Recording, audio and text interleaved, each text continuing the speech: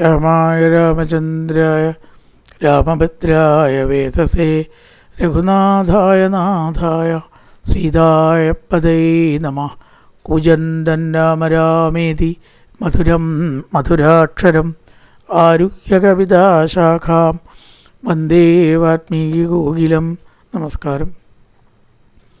സനാതനധർമ്മ സംഹിതകൾ പങ്കുവയ്ക്കാനായുള്ള ചാനലായ നാദശ്രീയിലേക്ക് എല്ലാവർക്കും സ്വാഗതം.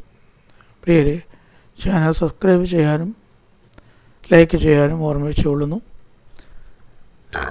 രാമായണ പരമ്പരയിൽ നമ്മൾ പറഞ്ഞു വെച്ച ഭാഗം, സീതാദേവിയെ ഹനുമാൻ കണ്ടു, അങ്കുലീയം മേടിച്ച് അങ്ങോട്ട് കൊടുത്തു, ചൂടാരത്നം മേടിച്ചു, അടയാളവാക്യത്തെ പറഞ്ഞു. എല്ലാം കൊണ്ടും സീതയെ കണ്ടു എന്ന് ഉറപ്പ് വരുത്താൻ വേണ്ടിയാണ് ആരോടും പറയാത്ത അടയാളവാക്യം ആദ്യമായിട്ട് പറയുന്നത്. കാകൻ്റെ വൃത്താന്തം. ഇന്ദ്രൻ്റെ പുത്രനായിരിക്കുന്ന ഇതാണ് കാക്കയായിട്ട് വന്ന് ഉപദ്രവിച്ചതും ബ്രഹ്മാസ്ത്രമയച്ചതും അതിൽ നിന്ന് രക്ഷിച്ചതും ഉള്ള വൃത്താന്തത്തെ പറഞ്ഞു. തിലകം മാഞ്ഞു പോയത് വീണ്ടും ഭഗവാൻ തന്നെ ഇടിയിച്ചതും അങ്ങനെയുള്ള ചിലതൊക്കെ വാൽമീകി അധികം പറയുന്നുണ്ട്. ഒരിക്കലും എന്തോ എണീറ്റപ്പോൾ വസ്ത്രം അഴിഞ്ഞു പോയത് വീണ്ടും സീത ഉടുക്കണത് കണ്ടു, ഭഗവാൻ കളിയാക്കി എന്ന് അങ്ങനെയൊക്കെ രണ്ട് കാര്യങ്ങളൊക്കെ അധികം പറയുന്നുണ്ട്. അപ്പോൾ ഈ വാക്യങ്ങളൊക്കെ ഹനുമാൻ ഗ്രഹിച്ചു. ഇവിടെ വന്ന് പറയുകയാണ്, അങ്ങനെ തിരിച്ച് അങ്ങോട്ട് ചാടിയ പോലെ ഇങ്ങോട്ട് ചാടി. സീതാവൃത്താന്തം. കനിവിനോട് കണ്ടേനകം ദേവിയെ തത്ര കണ്ടിതു സീതയെ. ക്രിയ ആദ്യം വെച്ചത് കണ്ടു എന്നാണോ പറയണത് കണ്ടില്ല എന്നാണോ പറയണതാണ് സംശയം വരരുത് എന്ന് വിചാരിച്ചാണ്. കനിവിനോട് കണ്ടേനകം ദേവിയെ തത്ര. ദേവി എന്ന് പിന്നെ പറയണം. കണ്ടേനകം ദേവിയെ തത്ര കർപ്പുരേന്ദ്രാലയെ സങ്കടമെന്നേ കുശലവും ഉടൻ വിചാരിച്ചിതു താവകം കൂടെ സുമിത്രാതനയനം സാദരം. രണ്ടാളോടും പറഞ്ഞു. വളരെ അത്ഭുതമായ എല്ലാവരും വാനന്മാരൊക്കെ സന്തോഷിച്ചു. കാരണം അവരുടെ ജീവിതം തിരിച്ചു കിട്ടിയിരിക്കുകയാണ്. അല്ലെങ്കിൽ സുഗ്രീവൻ എല്ലാവരെയും കൊല്ലുന്നതാണ് പറഞ്ഞിരിക്കണം. എല്ലാ കവികളും സന്തോഷിച്ചു, ആർത്ത് വിളിച്ചു. അവർ പലതും ചെയ്തു എന്നൊക്കെ ആത്മീയരാമായണത്തിൽ പറയും. നമസ്കരിക്കുക, തിരിയുക, മറിയുക, ഡാൻസ് കയറുക, മരത്തുമ്പോൾ ചാടുക, ഒരു കൊമ്പിൽ നിന്ന് മറ്റൊരു കൊമ്പിലേക്ക് ചാടുക, എങ്ങനെയൊക്കെ ആ ആഹ്ലാദം പ്രകടിപ്പിച്ചു എന്ന് പറയാൻ തുടങ്ങി ഒരുപാട് പറഞ്ഞിട്ടൊക്കെയാണ് അതിൽ പറയണത്. പല ശബ്ദം ഉണ്ടാക്കി, ചിലർ ഹനുമാൻ്റെ വാല് ചുംബിച്ചു എന്നൊക്കെ പറഞ്ഞ് അത്ഭുതകരമായിട്ടുള്ള സന്തോഷകരമായിട്ടുള്ളൊരു ആഘോഷം അവിടെ ഉണ്ടായി. അങ്ങനെ ഇരിക്കുമ്പോൾ രാമന് വളരെ സന്തോഷമായിട്ട് ഒരു കാര്യം കൂടി അവിടെ ഉണ്ടായി. ദതിമുഖൻ എന്ന് പറഞ്ഞിട്ടൊരു വാനരൻ, സുഗ്രീവനാൽ സംരക്ഷിക്കപ്പെടുന്ന ഒരു ഉദ്യാനമുണ്ട് അവിടെ. പല പഴവർഗ്ഗങ്ങളും വൃക്ഷജാലങ്ങളൊക്കെ ഉള്ളതാണ്. അത് ഒക്കെ നശിപ്പിക്കാൻ തുടങ്ങി. സന്തോഷത്തിൻ്റെ ആർത്ത് വിളിയിൽ ചില കുഴപ്പങ്ങളൊക്കെ അവിടെ ഉണ്ടായി എന്നാണ്. ഇതെന്തുകൊണ്ടാണ് ഇങ്ങനെ ചെയ്യണത് എന്നത് കാത്തു നിൽക്കുന്നത് ദതിമുഖന് മനസ്സിലായില്ല. അപ്പോൾ അവരൊക്കെ അദ്ദേഹം വേഗം പോയിട്ട് സുഗ്രീവനോട് പറഞ്ഞു, അങ്ങയുടെ ഈ ആരാമം കേടുവരുത്തുന്നുണ്ട്. അപ്പോൾ സുഗ്രീവന് ഉറപ്പായി താൻ സംരക്ഷിക്കുന്ന ഒരു ഉദ്യാനം നശിപ്പിക്കണമെങ്കിൽ ഒരൊറ്റ കാരണമേ അതിനുള്ളൂ. സീതയെ കണ്ടിട്ടുണ്ടാവും. അത് ഇവർ മനസ്സിലാക്കിയിട്ടുണ്ടാവും. അല്ലെങ്കിൽ ഉണ്ടോ സുഗ്രീവൻ സംരക്ഷിക്കണ വനം തൊടാൻ ഇവർക്ക് ധൈര്യം? ചെയ്യില്ല, ഒരിക്കലും ചെയ്യില്ല. ഈ ഒരൊറ്റ കാര്യം കൊണ്ട് അത് ചെയ്താലും സുഗ്രീവൻ കോപിക്കില്ല എന്ന് അവർക്ക് അറിയാം. ആഹ്ലാദ പ്രകടനമല്ലേ, അവർ ചെയ്തോട്ടെ വാനരന്മാരെ എന്ന് വിചാരിക്കും എന്ന് എൻ്റെ യജമാനനെ അറിയാലോ. വാനരന്മാർക്കറിയാം. ഇപ്പം തന്നെ അത് അഞ്ചം. ഇപ്പം സുഗ്രീവൻ ഒന്നും ചെയ്യില്ല. കാരണം ആ ഒരു സന്തോഷത്തിൽ എന്താ വെച്ചാൽ കുറച്ച് ചെയ്യട്ടെ എന്ന് വിചാരിക്കും എന്ന് കരുതി മാത്രം ഉദ്യാനം കേടുവരുത്തിയതാണ്. ഇവർ മരങ്ങളൊക്കെ പൊട്ടിച്ചിട്ട് പുഷ്പങ്ങൾ പൊട്ടിച്ചിട്ടും ധാരാളം മധുവനത്തിന് ഭംഗം വരുത്തിനാൻ. തേന് കുടിക്കുക, മധു കുടിക്കുക, അതൊക്കെ ചെയ്ത് ആർത്ത് വിളിച്ച് ഭംഗമുണ്ടാക്കിയതോട് കൂടിയിട്ട് തീരുമാനിച്ചു സുഗ്രീവൻ സീതയെ കണ്ടിട്ടുണ്ടാവും. പവനതനയാദികൾ കാര്യവും സാധിച്ചു പാരം തെളിഞ്ഞു വരുന്നിതു നിർണയം മധുവനമതല്ലാതെ എന്നാകിൽ എന്നെ ബഹുമാനിയാതെ ചെന്നു കാണുകയില്ലാരുമേ. ഞാൻ സംരക്ഷിക്കണ ഉദ്യാനമുണ്ടോ, അവർക്ക് തൊടാൻ ധൈര്യം വരുന്നുണ്ടോ, അവരങ്ങനെ ചെയ്യണു? അവർ ചെയ്യൊന്നുമില്ല. അപ്പോൾ അതിനൊരു വ്യക്തമായിട്ടുള്ള കാരണം ഉണ്ടായിട്ടുണ്ട് എന്നങ്ങനെ പറഞ്ഞ് സീതയെ കണ്ട വൃത്താന്തൊക്കെ രാമനെ നിവേദനം ചെയ്തു, അറിയിച്ചു. ഹനുമാനെ ആറോട് ചേർത്ത് ആലിംഗനം ചെയ്തു. ഹനുമാൻ ദേവന്മാർക്ക് പോലും ചെയ്യാൻ കഴിയാത്ത കാര്യമാണ് അങ്ങ് ചെയ്തത്. അതുകൊണ്ട് ആർക്കും കൊടുക്കാത്തതായിട്ടുള്ള ഒരു കാര്യം ഞാൻ എൻ്റെ ശരീരത്തോടുകൂടി ആലിംഗനം ചെയ്യുക, ഇതത്ര സുലഭമല്ല. ലക്ഷ്മി ദേവിക്കോ ഗോപികൾക്കോ അക്രൂരനോ ചിലർക്ക് കിട്ടും എന്നല്ലാതെ പിന്നെ സുധാമ കുചേലനെയാണ് ചേർത്തത്. അല്ലാണ്ട് എല്ലാവരെയും കണ്ടവരെ പിടിച്ച് ആലിംഗനം ചെയ്യുക ഭഗവാൻ പതിവില്ല. ഗുഹനെ ആലിംഗനം ചെയ്തു. അപ്പം അത്യധികം തനിക്ക് പ്രീതിയുള്ളവരെ മാത്രമേ ഈ ഒരു ലിസ്റ്റിൽ ഭഗവാൻ പെടുത്തിയിട്ടുള്ളൂ. സുരജനസു ദുഷ്കരം കാര്യം കൃതം തയാ സുഗ്രീവനും പ്രസാദിച്ചിതു കേവലം. ഈ പ്രവൃത്തി അസാധ്യം തന്നെ, ഒരാൾക്കും നിനക്കല്ലാതെ ചെയ്യാൻ സാധ്യമല്ല എന്നങ്ങനെ പറഞ്ഞ് പുനരഭിരമാപരന്മാരുത പുത്രനെ പൂർണ്ണമോദം പുണർനീടിനാനാദരാൽ ഉരസി മുഖരഭിമുഖരണച്ചു പുൽകീടിനാൻ. നോക്കിടോ മാരുത പുത്രൻ ഭാഗ്യോദയം. പരമമായിട്ടുള്ള ഭാഗ്യമായിട്ട് പരമാത്മാവും ജീവാത്മാവും കൂടി ചേരുന്ന അത്ഭുതകരമായിട്ടുള്ള ആനന്ദമായിട്ടുള്ളൊരു നിമിഷം അവിടെ ഉണ്ടായി. അതിനുശേഷം യുദ്ധകാന്ഡം ആരംഭിക്കുകയാണ്. ഇവിടെ പറയണ ചൊല്ലു രാമായണ യുദ്ധം മനോഹരം. ചാരു രാമായണ യുദ്ധം മനോഹരം. യുദ്ധം എപ്പോഴെങ്കിലും മനോഹരമാവുമോ? ആലോചിച്ചിട്ടുണ്ട്. യുദ്ധം എങ്ങനെ മനോഹരമാവുക? ബീഭത്സം, ഭയാനകം എന്നൊക്കെയല്ലേ യുദ്ധത്തിനെ പറയുക. ഒറ്റ യുദ്ധമാണ് അങ്ങനെ ഇവിടെ വിശേഷിപ്പിച്ച് ഞാൻ കണ്ടുള്ളൂ. ചാരു രാമായണ യുദ്ധം മനോഹരം. എന്താ കാരണം? കാരണമുണ്ടല്ലോ. രാമരാവണ യുദ്ധത്തിൽ ഒരൊറ്റ സജ്ജനം കൊല്ലപ്പെട്ടിട്ടില്ല, ഒരൊറ്റ രാമഭക്തൻ കൊല്ലപ്പെട്ടിട്ടില്ല. കവികളൊക്കെ മരിച്ചു, അവരെയൊക്കെ ജീവിപ്പിച്ചു. അംഗഭംഗം വന്നു, അത് നേരെയാക്കി. അവർ മാത്രം രാമഭക്തന്മാർക്ക് ചില അബദ്ധങ്ങൾ പറ്റിയതൊക്കെ പൂർവ്വസ്ഥിതിയിലാക്കി. വേറെ ഒരു ഭക്തനോ സജ്ജനോ അതിൽ വധിക്കപ്പെട്ടിട്ടില്ല. അപ്പോൾ അത് ആനന്ദമല്ലേ? ദുഷ്ടന്മാർ വധിക്കപ്പെടുകയല്ലേ വേണ്ട. മുകളിൽ നിന്ന് പുഷ്പവൃഷ്ടി ഉണ്ടായി എന്ന് പറയും പല അസുരന്മാരെ നിഗ്രഹിച്ചപ്പോഴും. അപ്പോൾ ഇതൊരു ചാരു രാമായണ യുദ്ധം മനോഹരം എന്ന് പറഞ്ഞാൽ അതിൽ തെറ്റൊന്നുമില്ല. എല്ലാവർക്കും ആശ്വാസം ഉണ്ടാക്കുന്ന യുദ്ധമാണത്. അനവധി ദുഷ്ടരാജാക്കൻ രാക്ഷസന്മാരും രാവണനും കുംഭകർണനും മേഘനാഥനൊക്കെയാണ് കൊല്ലപ്പെട്ടിരിക്കുന്നത്. വിഭീഷണൻ കൊല്ലപ്പെട്ടിട്ടില്ല, ലങ്കയിൽ തന്നെ ഉള്ള ആളാണ്, രാവണ സഹോദരനാണ്. കൊല്ലപ്പെട്ടുവോ? അപ്പോൾ നല്ല ആൾക്കാർ രാവണ പക്ഷത്തുള്ളവരടക്കം കൊല്ലപ്പെട്ടില്ല. അതാണ്. അതുകൊണ്ട് ചാരു രാമായണ യുദ്ധം മനോഹരം. സർവേശ്വരനായിരിക്കുന്ന ഭഗവാനും ബാക്കിയുള്ള എല്ലാവരും കൂടി ആലോചിച്ചു ഇനി എന്ത് വേണം. ആദ്യം പറഞ്ഞു ആ ലങ്കയെ പറ്റിയിട്ട് കണ്ട പോലെ ഒന്ന് വിവരിക്കുക ഹനുമാൻ. ഹനുമാനുണ്ടോ വാക്കിന് സാമർഥ്യം? ഹനുമാനെ നമ്മൾ ചിന്തിച്ചാൽ, അല്ല വാക്കിന് ക്ഷാമമില്ല എന്നാണ് പറയുക. ഹനുമാനെ ചിന്തിച്ചാൽ നമുക്കും കൂടി വാക്ക് സാമർഥ്യം കിട്ടത്രേ. ഹനുമൽ സ്മരണാത് ഭവേ എന്ന് പറഞ്ഞിട്ടൊരു ശ്ലോകമുണ്ട്. വാക്പടുത്തും. അദ്ദേഹം വൃത്തിയായിട്ട് കണ്ട പോലെ വർണ്ണിച്ചു. ത്രികൂടാചലത്തിൻ്റെ മുകളിൽ തെക്ക് ഭാഗത്ത് ഇത്ര രാക്ഷസന്മാർ, ദക്ഷിണ ഗോപുരം രക്ഷിച്ച് നിൽക്കുന്ന രക്ഷോവരുണ്ട് 100,000, വടക്ക് ഭാഗത്ത് ഇത്ര ആൾക്കാരെ, പടിഞ്ഞാറ് ഭാഗത്ത് ഇത്ര ആൾ എന്നൊക്കെയാണ് പറഞ്ഞ് ധാരാളം കത്തി അഗാധമായിട്ടുള്ള കിടങ്ങ് അങ്ങോട്ട് കിടക്കാൻ പറ്റില്ല. അതിലൊക്കെ വെള്ളമാണ്. യന്ത്രം കൊണ്ട് പാലിയുണ്ട്.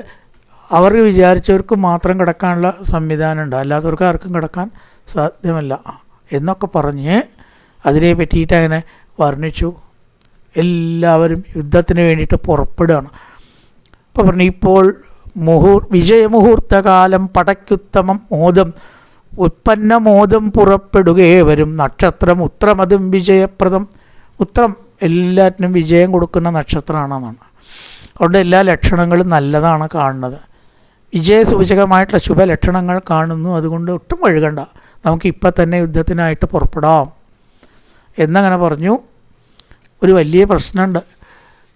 ഹനുമാൻ ചാടി കിടന്ന പോലെ ഇപ്പോൾ ഇവർക്കൊക്കെ സമുദ്രം ചാടാൻ പറ്റില്ല. എങ്ങനെ ഇതിനെ കടക്കും? ഒരാളല്ല ഇപ്പോൾ കിടക്കേണ്ടത്, എത്രയോ ആളുകൾക്ക് കിടക്കണം.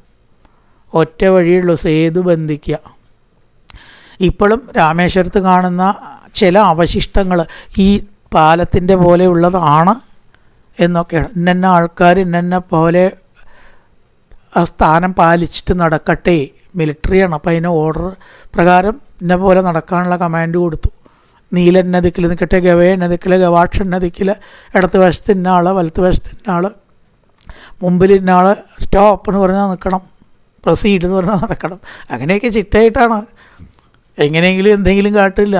ഒക്കെയും നല്ല പരിശീലനം സിദ്ധിച്ചിട്ടതായ വാനരന്മാരാണ്, സാധാരണ വാനരന്മാരല്ല. എന്തിനും ഏതിനും മതിയായിട്ടില്ലെങ്കിൽ ചുട്ട് തകർത്തി പൊട്ടിക്കാൻ കഴിവുള്ളവർക്കാർ, നല്ല യുദ്ധപരിശീലനം സിദ്ധിച്ചവർ, എങ്ങനെ വേണം എന്ന് അറിയുന്നവർ, നല്ല ചിട്ട ഉള്ളവർ ഒക്കെ ഇടത്തെ വലത്തെ മുമ്പിലെ നിൽക്കില്ലേ എന്നും പറഞ്ഞ് ക്രമമായിട്ട് അങ്ങനെ നടക്കാൻ തുടങ്ങിയപ്പോൾ ആദ്യം വേണ്ടത് ചിറകെട്ടണം. അതിനെന്താണ് ചെയ്യുക? വേഗം രാമൻ വഴി അഭ്യർത്ഥിച്ചു. വെള്ളത്തിനെ ഒന്ന് മാറ്റി ഇവിടുന്ന് അങ്ങോട്ട് കിടക്കാനുള്ളൊരു വഴി ഉണ്ടാക്കണം. സമുദ്രത്തിനൊരു സംശയം, അങ്ങനെയൊക്കെ ചെയ്യാൻ പാടുമോ? നാളെ വേറൊരാൾ വന്ന് ചോദിച്ചാൽ വഴി കൊടുക്കാൻ പറ്റുമോ രാമ? ആഹാ, തന്നോട് ചോദ്യം ചോദിക്കേ. ലക്ഷ്മണ ആഗ്നേയാസ്ത്രം എടുക്കൂ, ഇവൻ്റെ സംശയം ഇപ്പം ഞാൻ തീർത്തു കൊടുക്കാം. ഒരു തുള്ളി വെള്ളം ഇതിലില്ലാതെ വറ്റിച്ച് കാണിച്ചു തരാം ഞാൻ. പാലും വേണ്ട, ഒന്നും വേണ്ട, നടന്നു പോവും കാനന്മാരെ. കാണണോ? ചോദിച്ചപ്പോൾ സമുദ്രദേവൻ പേട്ടിച്ച് വിറച്ച്, അയ്യോ സർവേശ്വര, അങ്ങേപ്പോലുള്ളവരൊക്കെ ഇങ്ങനെ കോപിച്ചാൽ ഞങ്ങൾക്ക് എന്താ ഒരാശ്രയമുള്ളത്? താമസ സ്വഭാവമുള്ളതായിട്ട് ഞങ്ങൾ അജ്ഞാനം കൊണ്ടൊരു ചോദ്യം ചോദിച്ചതാണ്. എത്ര വഴി വേണ്ട വെച്ചാൽ എടുത്തോളൂ, അങ്ങയോട് പറയാൻ ആരാ ഉള്ളത്? ഇതൊക്കെ സൃഷ്ടിച്ചത് അങ്ങാണ്, അങ്ങയോട് ഞങ്ങൾക്ക് കമാൻഡ് ചെയ്യാനുള്ള അധികാരം ഒരു നിമിഷം ബുദ്ധിശൂന്യത കൊണ്ട് സംശയിച്ചതാണ്. ആ കല്ല്, മരങ്ങൾ, പാറകൾ ഓരോന്ന് കൊണ്ടുവന്ന് ചിറകെട്ടി സേതുവിന്മേലെ നടന്നു കവികളും.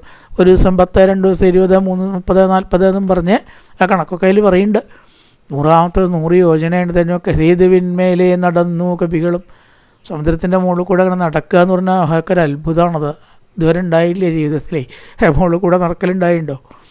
ഇപ്പം അത് ആ ഒരു മഹാത്ഭുതം സിദ്ധിച്ച രീതിയിൽ വളരെ വർണ്ണിക്കും. പിന്നെ ചില കവികൾ താഴത്തേക്ക് വീണു, ചില കവികൾ തെക്കിത്തിരക്കി, ചില ആൾക്കാർക്ക് നടക്കാൻ സ്ഥലമില്ലാണ്ടായി, ചില ആൾക്കാർ മുന്നിൽ നടന്നു, ചിലർ വീണിട്ട് വീണ്ടും കയറി വെള്ളസമുദ്രത്തിലേക്ക് വീണിട്ട് അങ്ങനെയൊക്കെയാണ് അന്ന്.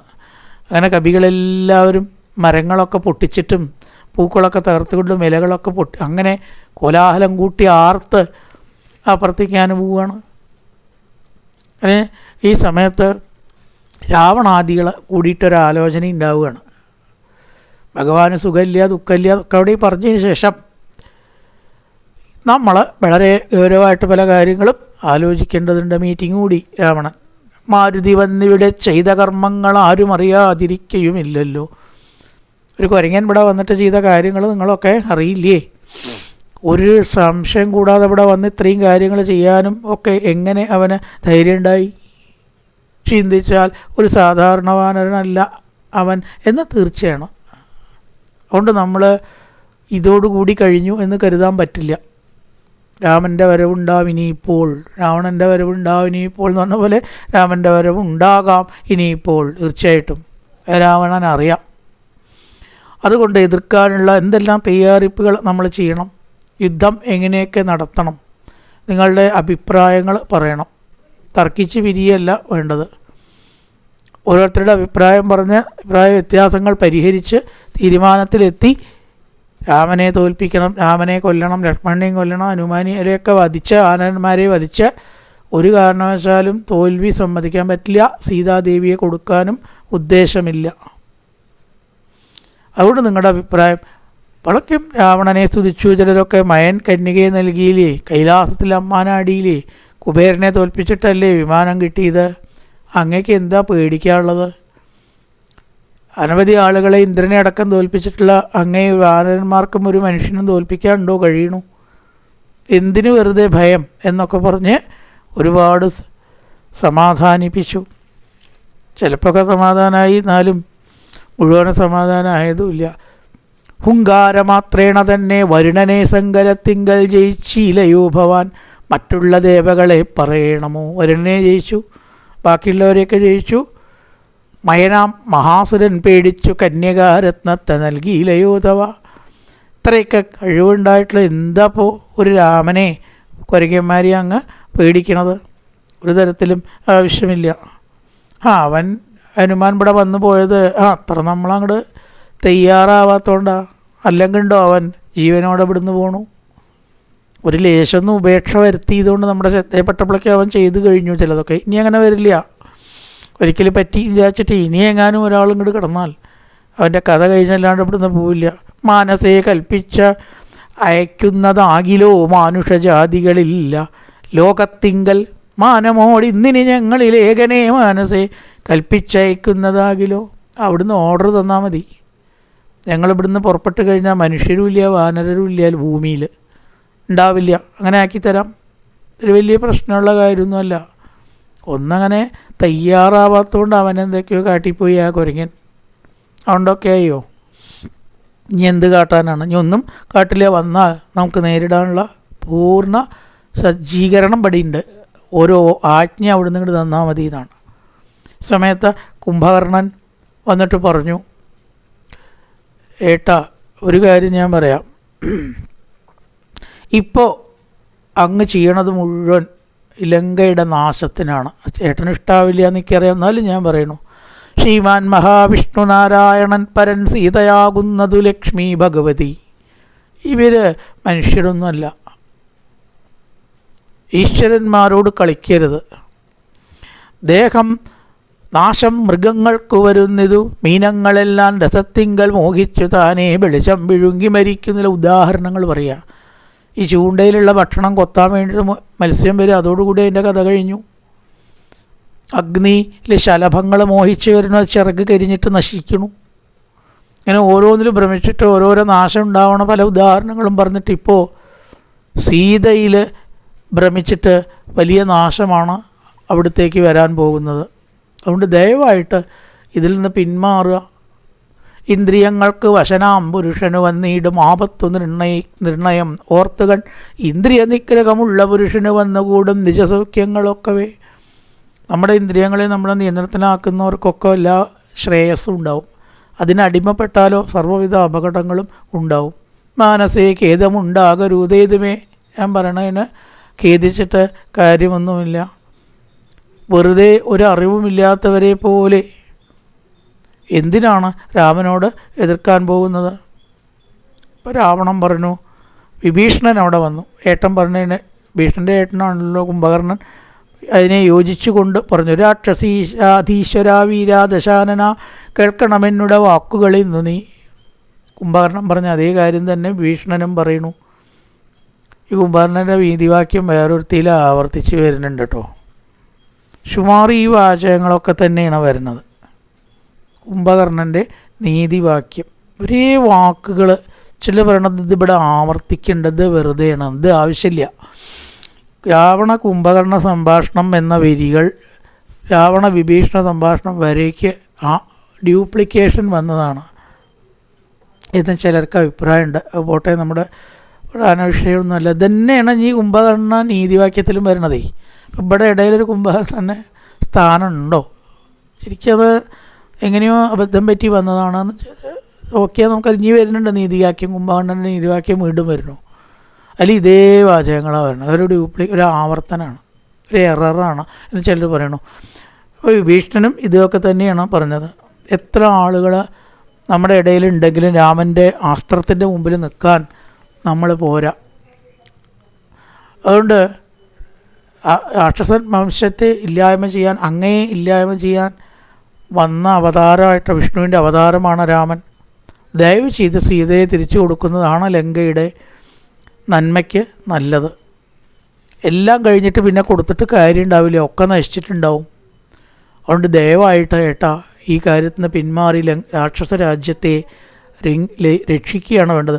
മൂലവിനാശം നിനക്ക് വരുത്തുവാൻ കാലൻ ദശരഥ മന്ദിരേ രാമനായ ജാതനായാൻ ജനകാലേ കാലിയും. ജനക മഹാരാജാവിൻ്റെ പുത്രിയായിട്ടുള്ള കാലൻ്റെ പത്നിയാണ് കാലി. കാളി. രാമനോ കാലനും ഇതാ രണ്ടാളും എൻ്റെ നാശത്തിന് ഒരുങ്ങിയിരിക്കുകയാണ്. എന്തിനാണ് ഇതിന് പുറപ്പെടുന്നത്? നിനക്ക് എത്ര കന്യകമാരുണ്ട്, ഏട്ടന് എത്രയോ ഭാര്യമാരുണ്ട്, കന്യകമാരുണ്ട്. ഈ ലോകം, ഈ തൻ്റെ രാജ്യം നശിപ്പിക്കാൻ നാശകാരണമായിട്ടുള്ള സീതയെ എന്തിനാണ് ആകർഷണം? അവിടെ ദയവായിട്ട് ഇതിൽ നിന്ന് പിന്മാറണം എന്നങ്ങനെ പറഞ്ഞു. അതോടുകൂടിയിട്ട് പറഞ്ഞു, എനിക്ക് തത്വോപദേശം ചെയ്യണ്ട, അതിനു വേണ്ടിയല്ലല്ലോ നിങ്ങളോടൊക്കെ പറഞ്ഞത്. അതുകൊണ്ട് നിനക്ക് സാമർഥ്യം ഉണ്ടെങ്കിൽ രാമനെ പോവുക എന്താ വെച്ചാൽ ചെയ്തോ, എന്നെ തിരുത്താൻ വരണ്ട എന്നൊക്കെ വളരെ ശാസിച്ചു. വിഭീഷണൻ അവസാനം പറഞ്ഞു, ഈ വംശം മുഴുവനെ നശിപ്പിക്കും എന്ന് ഉറപ്പായി. ആശരവംശവിനാശം വരും മുമ്പേ ദാശരഥിയെ ശരണം ഗതോസ്മി. ഞാനെങ്കിലും രക്ഷപ്പെടട്ടെ, ഏട്ടൻ രക്ഷപ്പെട്ടില്ല എന്നുള്ളത് ഉറപ്പ്. ഏട്ടൻ്റെ അടുത്ത് ധർമ്മമില്ല, ന്യായമില്ല. ധർമ്മവും ന്യായം ഉണ്ടെങ്കിൽ നശിച്ച കൂട്ടത്തിൽ നശിക്കാമെന്ന് വെക്കാമായിരുന്നു. അതാണ് വേണ്ടത്. ഏട്ടനെ വിട്ട് നിൽക്കരുതല്ലോ. പക്ഷെ ഇവിടെ അത് അങ്ങനെയല്ല. ഏട്ടൻ പറയുന്നത് തെറ്റാണ്, ധർമ്മത്തിന് വിരുദ്ധമാണ് എന്ന് പൂർണ്ണമായി മനസ്സിലാക്കിയത് കൊണ്ട് ഏട്ടനെ ഉപേക്ഷിച്ചു വിഭീഷണൻ. ഭക്തി വിനയ വിശുദ്ധം അതിസ്ഫുടം രാമ രമാരമണ ത്രിലോകീപദേ സ്വാമിൻ ജയ ജയ നാഥ ജയ ജയ. രാമനെ ശരണം പ്രാപിച്ചു നാലാമാത്യന്മാരുമായിട്ട്. അവിടെ ദയവിതിട്ട് എനിക്ക് അഭയം തരണം, അങ്ങല്ലാണ്ട് എനിക്ക് ആരും ഇല്ല. ഇപ്പം മറ്റുള്ളവർ പറഞ്ഞു, രാമ വിശ്വസിക്കാതെ. ശത്രുപക്ഷത്തുള്ളവർ പല ഉദ്ദേശത്തിലും ഇവിടെ വരും. എന്തിനാണ് അവർ വന്നിരിക്കുന്നത് എന്ന് നമുക്ക് പറയാൻ പറ്റുമോ? അതുകൊണ്ട് അവരെ സ്വീകരിക്കുമ്പോൾ വളരെ സൂക്ഷിച്ചിട്ട് വേണം. ആയുധപാണിയായി വന്നവനാണ്, അതുകൊണ്ട് അവനെ നമ്മൾ എടുക്കണ്ട എന്നാണ് പറയുന്നത്. സുഗ്രീവനടക്കം പറഞ്ഞു. രാമൻ പറഞ്ഞു, എന്നെ ചതിക്കുന്നതിന് ഈ ലോകത്തിൽ ആരുണ്ടാവും? അങ്ങനെ ചതിക്കുകയാണെങ്കിൽ എന്താ വേണ്ടതെന്ന് എനിക്കറിയാം. രാക്ഷസ വംശത്തിൽ പിറന്നവർ മുഴുവൻ കുറ്റക്കാരും തെറ്റുകാരും ദുഷ്ടന്മാരും ആവില്ല സുഗ്രീവ, ലക്ഷ്മണ. അതുകൊണ്ട് അവരെ സ്വീകരിക്കുന്നതിൽ ഒന്നുകൊണ്ടും തെറ്റില്ല എന്നാണ് എനിക്ക് തോന്നുന്നത്. അഥവാ അങ്ങനെ വല്ലതും കാണിച്ചാൽ അതിനെന്താ വേണ്ടതെന്ന് എനിക്കറിയില്ലേ. എന്നെ എന്താ നിങ്ങൾക്കൊന്നും വിശ്വാസമില്ലേ?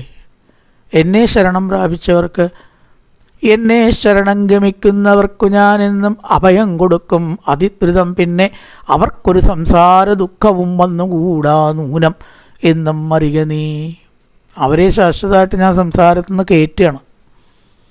അല്ലാണ്ട് അവർക്ക് ചതിക്കാനുള്ള അങ്ങനെയുള്ളവരെയൊന്നും എൻ്റെ അടുത്ത് വരില്ല. ഒന്നാമത് വന്നാൽ എനിക്ക് അറിയുകയും ചെയ്യാം. ഇത് അക്കൂട്ടത്തിലുള്ളതല്ല.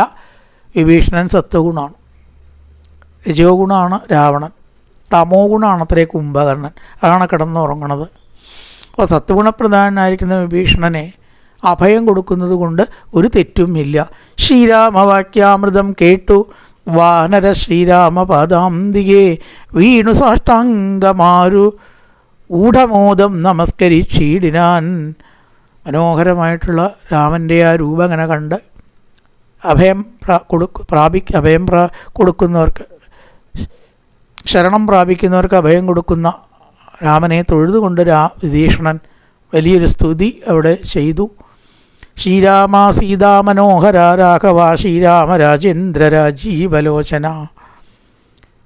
സൂര്യവംശത്തിൽ പിറന്നിട്ട് അതിൻ്റെ അഭിമാനമായിട്ടുള്ളവനെ ദേവാന്തകായ നരാന്തകായ അന്തവേദ്യായ വേദങ്ങളെ കൊണ്ട് അറിയിക്കുന്നതിന് ലോകത്തിൻ്റെ സ്ഥിതി സംഹാരങ്ങൾ നടത്തുന്ന സർവേശ്വര, രാക്ഷസ വംശത്തെ നശിപ്പിക്കാൻ അവതരിച്ചവനെ, രാവണനാശക, അങ്ങ് തന്നെയാണല്ലോ ലോകത്തെ രക്ഷിച്ച് സംഭരിക്കുന്നത്. ഭാര്യാപുത്രൻ, വീട് മുതലായ കാര്യങ്ങൾ ഭ്രമിച്ച് ഒരുപാട് ആളുകൾക്ക് അങ്ങയുടെ തത്വം യഥാർത്ഥത്തിൽ അറിയാൻ കഴിയുന്നില്ല. അതുകൊണ്ട് സർവേശ്വര, അങ്ങ് എന്നെ സ്വീകരിച്ചതിൽ ഞാൻ ധന്യനായി. എനിക്ക് ഈ ജീവിതത്തിൽ എന്താ വേണ്ടത്? രാമൻ എന്നെ സ്വീകരിച്ചാൽ എനിക്ക് ഇനി വേറെ ഒന്നും വേണ്ടതായിട്ടില്ല. സംസാര ദുഃഖത്തിൽ നിന്ന് എല്ലാവരെയും രക്ഷിക്കേണ്ടതായിട്ട് സർവേശ്വര, അങ്ങയുടെ ആശ്രിതനായിട്ട് കഴിയാൻ സാധിച്ചത് കൊണ്ട് ഞാൻ അത്യന്തം കൃതാർത്ഥനാണ്, സന്തുഷ്ടനാണ്. ഇനി എനിക്കൊന്നും നേടാൻ പോലും ഇല്ല എന്നങ്ങനെ പറഞ്ഞ് ആ വിഭീഷണന് അഭയം കൊടുത്തു. അങ്ങനെ ഇരിക്കുന്ന സമയത്ത് ശത്രുബലത്തെ അറിയാൻ വേണ്ടി ശുകനെ അയക്കുകയാണ് രാവണൻ. പോയിട്ട് അവിടുത്തെ അവസ്ഥകൾ, ശുഗസാരണന്മാരുടെ ദൗത്യം ശാക്യാരൂപത്തിൽ പ്രധാന വിഷയമാണ്. ശുഗസാരണന്മാർ ശുകനെ അയക്കുകയാണ്. തുടർന്ന് ശുകനെ ബന്ധിക്കലും അവിടെ ഉണ്ടാവുന്ന സംഭവങ്ങളൊക്കെയാണ് യുദ്ധകാണ്ഡത്തിൽ അടുത്ത രംഗം. പൂർവൻ രാമതപോവനാധിഗമനം മത്വാ മൃഗങ്കാഞ്ചനം വൈദേഹീഹരണം ജടായുമരണം സുഗ്രീവ സംഭാഷണം ബാലീ നിഗ്രഹണന്തമുത്രതരണം ലങ്കാപുരീദാഹനം പശ്ചാത്രാവണ കുംഭകർണനിധനം ഏതത്യ രാമായണം രാമായ രാമചന്ദ്രായ രാമഭദ്രായ വേദസേ രഘുനാഥായ നാഥായ സീതായ പതയേ നമ. ഓം പൂർണ്ണമദ പൂർണ്ണമിദം പൂർണ്ണാത് പൂർണ്ണമുദച്യതേ പൂർണ്ണസ്യ പൂർണ്ണമാദായ പൂർണ്ണമേവാവശിഷ്യതേ. ഓം ശാന്തി ശാന്തി ശാന്തി. ഹരി ഓം. ശ്രീ ഗുരുഭ്യോ നമ. ഹരി ഓം.